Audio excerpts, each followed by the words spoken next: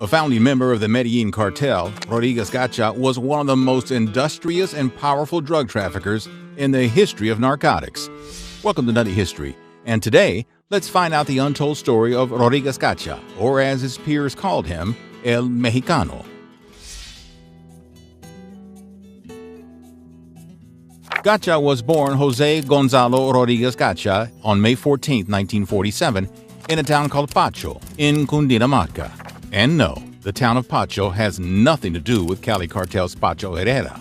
Gacha's parents were a humble peasant couple who earned their living by raising pigs. The financial situation of the family played a part in Gacha's decision to not pursue formal education after grade school. In the early 1970s, young Gacha moved to Mutzo, Boyachaca.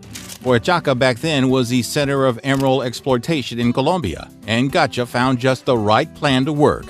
Gilberto Molina, Gacha's new boss, was known as the Czar of Emeralds.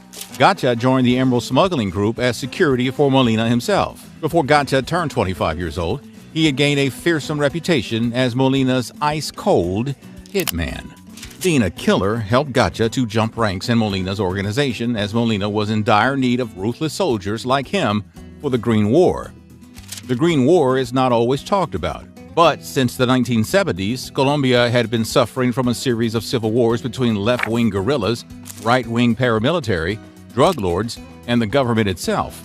The war in the 1970s started because of an armed dispute between two cartel-like groups. One was led by Victor Carranza, and the other was the Rincon clan, which soon became an all-out civil war called the First Green War.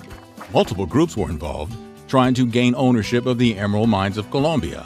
The Colombian government would try to seek an agreement with mining concessions in an attempt to take the business away from the mafias and legalize emerald exploitation. Molina and Gacha aligned themselves with Victor Carranza during this conflict.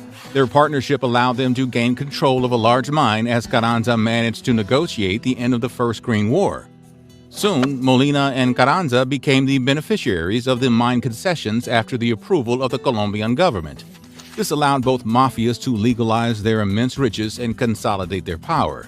And to think Michael Corleone couldn't achieve the same thing in 3 movies. Just when I thought I